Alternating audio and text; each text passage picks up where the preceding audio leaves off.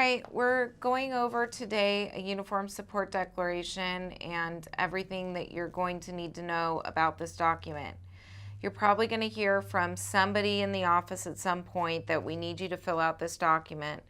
And I first kind of want to explain why we need this filled out. If we're asking you to fill it out, it's because we're either responding to or making a request for spousal support or a request for child support.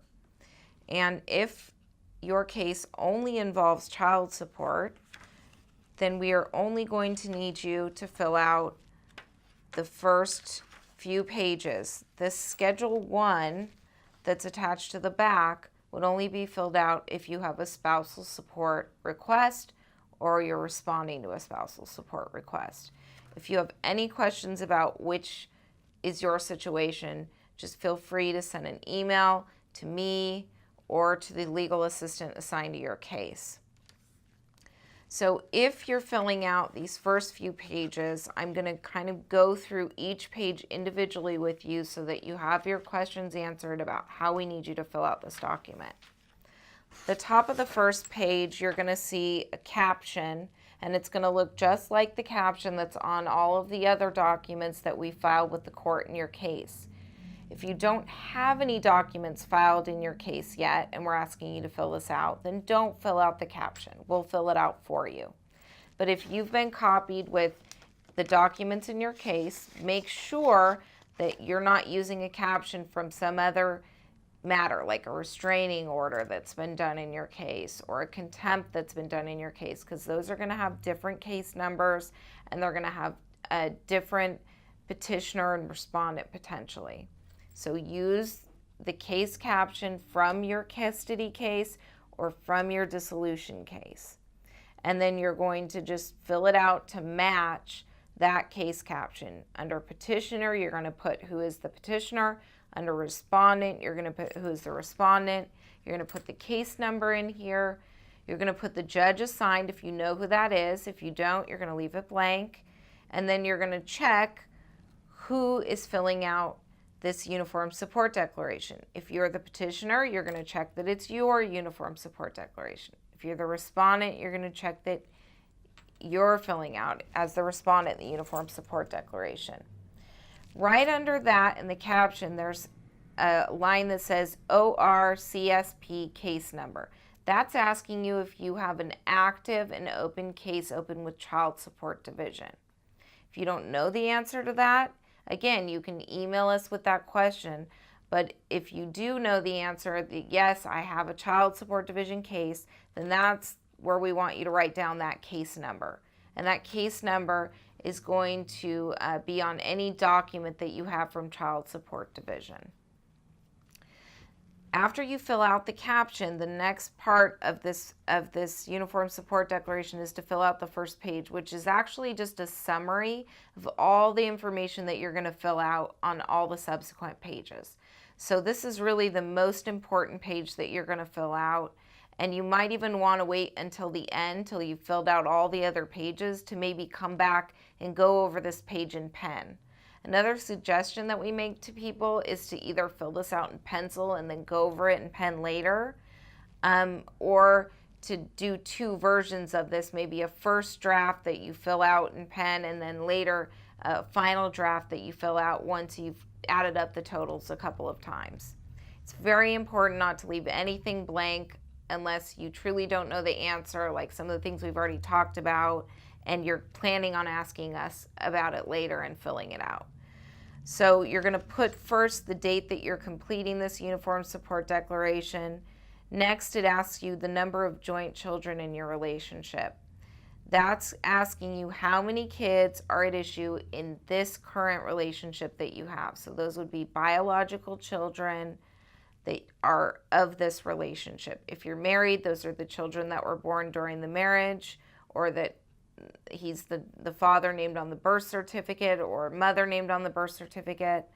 It's not children that you have from other relationships. That's covered in a different part of this form. So you're going to put the total number of children from this relationship. Then the next line says number of joint children over 18 but under 18 attending school. So on the first line, those are going to be the total number of children under 18 of this relationship. The second line is going to be the total number of children that are between 18 and 21 that are attending school and are in and of this relationship. So put that total next. Then the third line covers any children that you both would have from other relationships. But this is asking only about you. So you're going to then answer, do you have any non-joint additional children? And that actually only applies to any children that are under 18. So we want you to fill out if you have any children that are from other relationships that are under 18, you'll put the total number that you have under number of non-joint additional children. Next, it asks you what is your gross monthly income from all sources. This especially you should not fill out until you've totaled up all of the other income sources from the other pages. And so leave that blank initially, but please total it up. That's the most important part of this document. Total it up later and put it on this first page. Under receiving temporary assistance for needy families, please check yes or no. If you don't know what that is, that would be cash welfare or cash TANF payments that you're currently receiving, not that you've received in the past, that you're currently receiving. Item 6 asks you, are any of your kids on Oregon Health Plan, on Healthy Kids, or other public health plans? That's also a current question, so please do not answer yes if the children have been on it but are not currently on it. This is just asking you if they're currently on one of those forms of public health care. And of course, this only applies to the joint children of this relationship that are under 18 or between 18 and 21 but attending school. Number 7 asks you if you're receiving any Social Security or veterans benefits for the children. And so you would need to put the total amount you're receiving, and then you need to check the next box, which is the person with the disability is the child, me, or the other parent. Then number 8 asks you if you're receiving any spousal support. Please do not fill out this spousal support received by you unless that spousal support is court ordered. Because if it's not court ordered, it's not income to you yet, and it's not something that needs to go in the calculation. Spousal support paid by you, that's the same deal. If you are not court ordered to pay spousal support, please do not put anything in this section. Under 10, mandatory union dues paid. Keep in mind that they're asking you about a monthly expense, and that's going to be true for anything on this document. They're asking you what your monthly income is. They're asking you what your monthly expenses are. So under union dues, if you're somebody that has union dues deducted from your pay stub or you pay for union dues, you need to figure out what am I paying on average monthly. And so look at your pay stub. If you're paid every 2 weeks, then you need to take the amount that comes out, you need to times it by 26 if you're paid every 2 weeks, and then divide it by 12. And then you're going to come up with what your monthly union dues are. If you're paid monthly, then you're just going to put that monthly total underneath the mandatory union dues paid section. If you have any questions about how to calculate that, please try to do it yourself first and then come ask questions to our staff. Next, under healthcare premiums paid for joint children. This would only be if you personally are paying an out-of-pocket expense either through your employer or yourself individually to do private insurance for your joint minor children, joint children under 18, or children between 18 and 21 that are attending school. If you're not paying for this, please don't put it on your uniform support declaration. If you are, then again, you need to figure out the average of what you're paying monthly. And so if you're paid every 2 weeks, look on your pay stub, add up the total of all the health insurance premiums you're paying. That would include medical insurance, vision, dental, anything you're paying monthly for a health insurance premium, and then times it by 26, divided by 12 if you're paid every 2 weeks. If you're paid monthly, then just add up those totals, give us the total health insurance premiums paid for the children.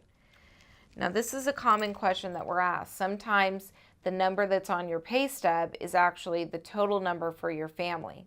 So in order to figure this out, you're probably going to need to go to your employer or call the health insurance company or go to the HR department at your work, and they're going to have to sort out for you how much is being paid for each child individually and how much is being paid for you individually, because you get credit for both in the child support calculation, and there's a separate section for both on this form. Once they get you that breakdown, then go ahead and fill out this form. If they can't get you the breakdown, then what we want you to do is take the total amount paid for the family, divide it by the number of people in the family that are being covered, and then give the appropriate credit for yourself as one person, and then times that amount by the number of children and put that amount under the monthly amount for the children. But it's much better if you can just get the actual breakdown from the insurance company or from your HR department at work. Do not include amounts that are being paid by your work. This is only giving you credit for anything you're paying out of pocket by it being deducted from your pay stub, or you're paying a monthly amount through a bill monthly. So that goes under health care premiums paid for joint children. Next, it's asking you, before that, it's asking you health care premiums paid for yourself. And we already talked about that. Those are two separate things. You get credit for what you pay for yourself. You get credit for what you're paying total for the children monthly. Under 13, out-of-pocket medical expenses paid for the joint children.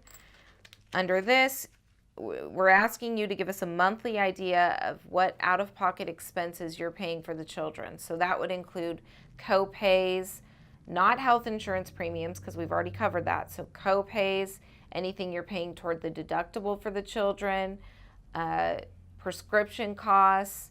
That does not include over-the-counter medications.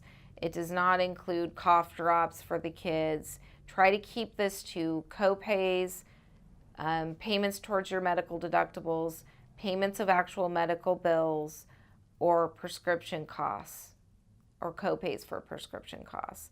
Add up your figure for the year and divide that by 12, or do the best you can to get us a monthly average by maybe looking at the last 6 months. And then you're going to include that total under number 13. Under 14, number of annual overnights the children spends with you. This is actually covered on the next page. So I want you, again, this is why it would be helpful to fill out the other pages first and then come back and do the totals on the first page. But on the next page, there's a section that asks you, is this occurring overnights? Is this what you're proposing for overnights? Or is this what's actually occurring? And I want you to fill that out first, because your situation might be different depending on if we have a court order or not yet. And then come back and put this total, number 14, on the first page. And so that's the annual overnights that the children spends with you. Under child care expenses paid for the joint children, again, this is only if you're actually paying for the child care expense out of your pocket. If your spouse is paying for it, or if your partner's paying for it, or if the father or mother of the children is paying for it, not you, then do not include this. This would also mean if your family members are covering daycare for you, or if you're not actually paying for daycare, they're just doing it for you out of the goodness of their heart. Do not put a figure under here. This is something you're actually paying for out of your pocket. And again, you need to come up with an average. So if, for instance, here's an example of a common question we get asked. If your kids have a high daycare expense in the summer, but then in the school year you're only paying for like after school program or something like that, then you need to do the average over the year. So figure out, either you could get a copy from your daycare provider of what was paid over the year, or if you get a child care tax credit, you could look at your tax return and get that figure, divide it by 12. Or you could just add up, hey, this is what I pay for the summer, divide that by 3. And then, hey, this is what I pay for the school year, divide that by 9. And then do your average for the year, add up that total and divide by 12. That's how you're going to come up with that figure, but we need the average of what you're paying over the course of the year, and then put the monthly average figure under item 15. 16, city where child care is provided, only fill that out if you're actually paying for the child care. On the next page, we have listed out joint children. You're just going to put the names of the children, the ages of the children, whether they're living with you, the other parent. If they're living with both of you, you can check both boxes. But really this is asking you who they're primarily living with. So if they're primarily living with you more than 50% of the time, check me. If they're primarily living with the other parent, check other parent. If they're living with you equally, check both boxes and put 50% next to that check mark in both boxes. Only check other if you have joint children that are living with somebody that's not you or not the other parent. And then you might want to do an asterisk right under that and say who they are living with. And then again, joint children is only going to apply to children under 18 that are children of this relationship or born during this relationship. Then there's a separate box where you're going to check if there's any children that are between 18 and 21 that are children attending school. I want to cover now, what does children attending school mean? So a lot of people will ask us, well, how do I know if my kid's a child attending school? There are some qualifications for that under the law. In order to be a child attending school, your child needs to be between 18 and not 21 yet. Once they're 21, they don't qualify even if they're attending school full-time. They need to be attending high school full-time or a college or vocational school full-time. And what full-time means is a 3/4 course load or more. And they also have to be getting a C average or better. And they have to be enrolled for either the upcoming term if it's a summer and show proof of that, or they have to be currently enrolled. This can't just be a aspirational plan to do this someday. If they meet all those qualifications, then you can check the box that yes, you have a child attending school and who they're living with. After that, you need to list any non-joint children you have and their ages, and this is only your children. Do not list the children of the other person in this relationship. So this is asking if you have any additional children under the age of 21 that are born to you or adopted by you but aren't from this current relationship. Please put them under the next column. Item B on the second page. Item 2 on the second page is really a way to calculate your gross income. We only want you to fill out this section if you're actually paid hourly. It's a way to help you figure out or estimate from what you're paid hourly and your average hours what your total gross monthly income is. But if you're paid a salary, you can actually just put an X through this section, and then under subtotal 2A, you can put your monthly salary amount. And include any bonuses, of course, as well. The easiest way to calculate your gross income, whether you're hourly or salary, is we would ask you to actually use your year-to-date gross amount on your pay stub, your most recent pay stub, and divide that by the number of months that you've worked so far in the year. So if, for instance, this pay stub is through the middle of July, well, then you've worked 6.5 months so far. You should take your gross year-to-date from that pay stub, divide by 6.5, and you can just put that total on subtotal 2A. And unless you have any other source of income, if you don't, you can put that total under number 4 of gross monthly income. If you'd like to use this calculation to figure out, what you're making, you can do so, but please only fill it out if you have an hourly wage and a set number of hours you work each week. Otherwise, it'll just be easier to look at your year-to-date and divide by the number of months you've worked so far in the year. The next page, page 3, goes over kind of alternative sources of income. And so if you're self-employed, we want you to put your adjusted gross income under self-employment. So look on your taxes from your most recent year. Take what your net income is after all your expenses are deducted, so that would be your adjusted gross income, and divide that number by 12. And that's how you should come up with your self-employment income. If you've had a significant jump in your income, either an increase or a decrease, then you might need to use your best estimate of your income so far this year and divide that by the number of months worked so far. But keep in mind, when you're self-employed, it's your net income after expenses, not your gross income. Under dividends, that would be if you're making money from dividends of stocks, and you would need to put your monthly average. Under interest income, that would be if you have any interest-bearing accounts, you would need to put your monthly amount over the course of maybe the last year and divide that by 12. Trust income, that would be if you have monthly income that regularly comes to you from a trust. You need to figure out how much you got in the previous year, divide that by 12, or tell us what you're actually receiving on a monthly basis. If you have annuity income, you would put that monthly amount under annuity income.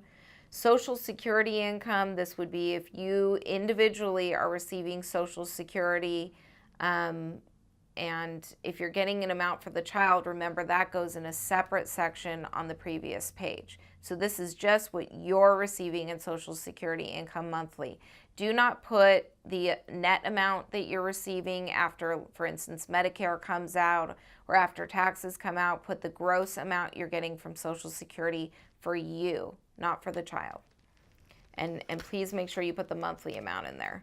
Under workers' compensation, you would need to add up your benefits per week times 52 and then divide by 12. Workers' comp and unemployment are always paid by a weekly benefit. And again, please give us the gross amount, not the net amount after taxes are taken out.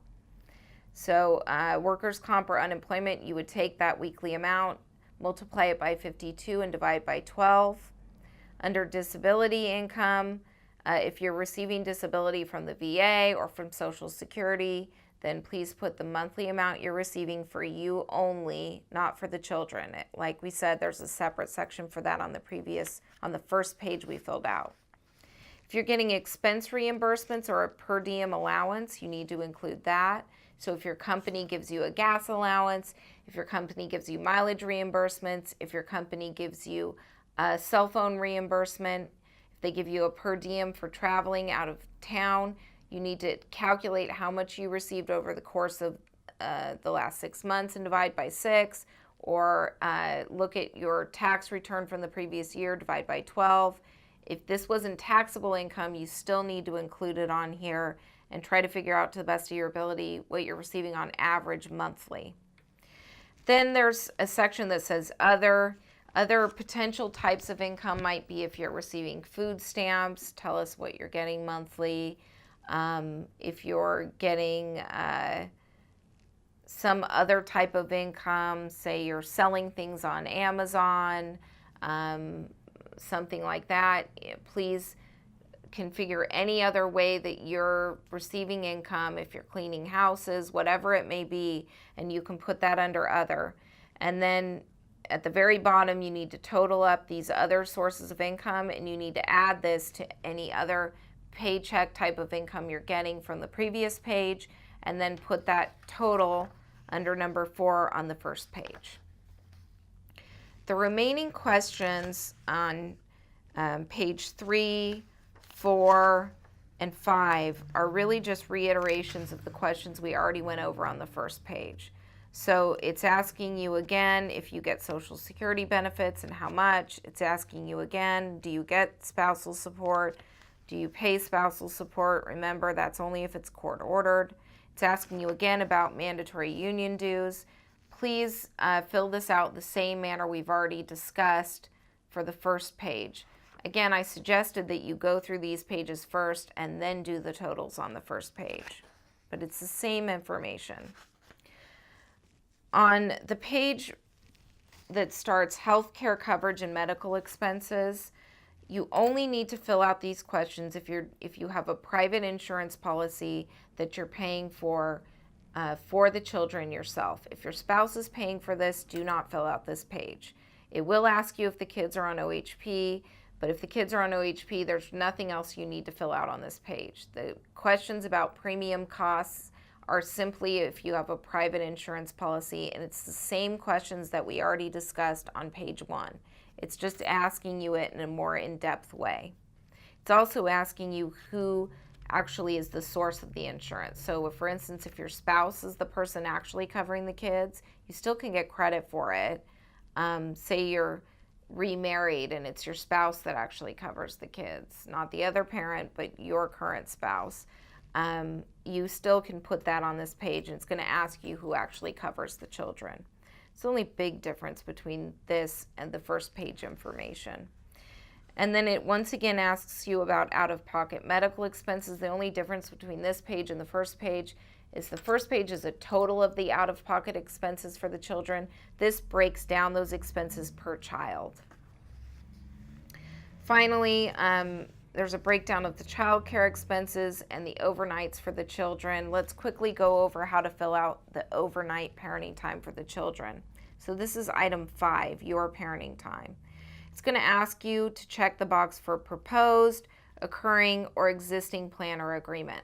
I do not want you to fill out proposed unless you are getting 0 parenting time and we are going back to court specifically to get you parenting time. Usually the only 2 things you should be filling out are occurring, and you would check occurring if you have a plan that you're following but it's not a court-ordered plan. So check occurring in that instance, and then average out the number of overnights per child and write it out here and then total it on the first page. If you have an existing plan or agreement or a court-ordered plan, that's what that means, then use that plan, put that into the annual overnights, and then put the total on the first page. Now, a common question we get asked is people will say, well, we have a court-ordered plan, but we've actually been doing something different for like 2 years. What do I put on here? If you have an existing plan, but you actually have been doing something different and getting more time, then I want you to check occurring and put in what you've actually been doing. Okay, so that would be maybe the one exception to if you have a written plan, but you would check something different. The next question asks you, do you have any rebuttal factors? This section is specifically for me as the attorney to fill out. I do not want you to fill it out. An example of a situation in which we would be asking for rebuttal factors would be if you have, for instance, significant travel expenses for the child, and we want child support to be modified to kind of reflect that or give you credit for it. That's a decision I'm going to make as your attorney if we're seeking that. So please check the box no, and I will modify it if in fact we are seeking rebuttal factors, and I'll fill that section out myself. Then you're going to sign this document, and you need to check the box of anything that you have attached to this that would support what you filled out. So the basic things that we always want you to attach would be 4 most recent pay stubs or benefit statement. If you don't have a source of income, of course you don't have to attach it, but if you do, please attach it and check that box. Your most recent federal or state tax return or both, and we want always that attached if you have it. Proof of your insurance premiums, please always attach that. And if you have that breakdown from your employer about what's being paid for you and what's being paid for the children, that's especially helpful. Do not attach your most recent parenting plan or written agreement. The court already has a copy of that on file. It makes this document very thick, and we quite frankly don't need it. And then always attach proof of your child care costs. Again, copies of your spousal and child support orders, we don't need that. The court has it on file, and it makes this document very thick. We definitely don't need that. So to reiterate, proof of child care expenses, proof of your health insurance premiums or that breakdown, your 4 most recent pay stubs, and your last tax return. If you're self-employed, the only other thing that might be helpful to us is if you have an up-to-date profit and loss statement that you're using to come up with your net income, please attach that to the back of this document. And then you could check other and write in what you're attaching. Do not fill out the certificate of mailing on this document. We are going to be filing this with an attached proof of service to send to the other side, and you do not need to worry about filling out this part of the document.